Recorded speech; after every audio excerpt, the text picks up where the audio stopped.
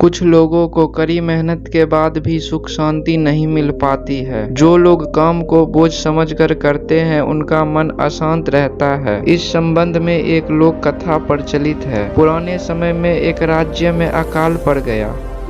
वहाँ के राजा को बहुत नुकसान हुआ।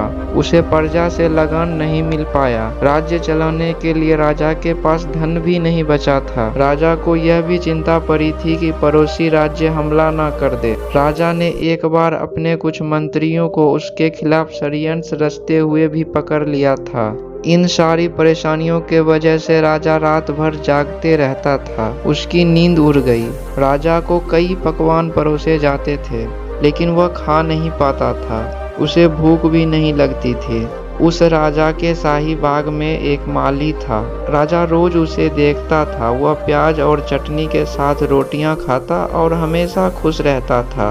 राजा ने ये बात अपने गुरु को बताई तो गुरु ने कहा कि अगर आपको चौकीदार की नौकरी ज़्यादा अच्छी लगती है तो राज्य मुझे दे दो और आप मेरे यहाँ नौकरी कर लो।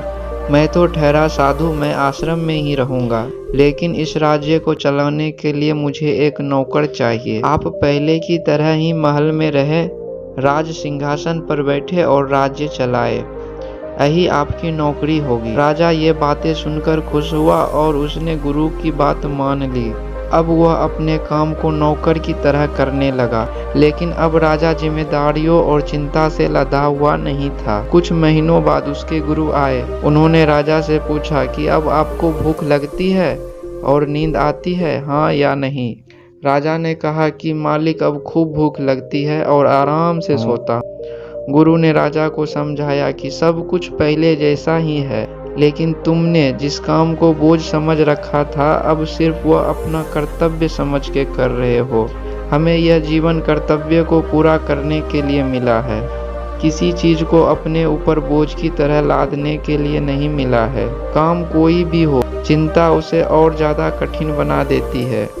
जो भी काम करे अपना कर्तव्य समझकर ही करे। इन बातों का ध्यान रखने पर ही हमारे जीवन में सुख शांति बनी रहती है। दोस्तों, इस तरह की कहानी सुनने के लिए हमारे चैनल को सब्सक्राइब करें।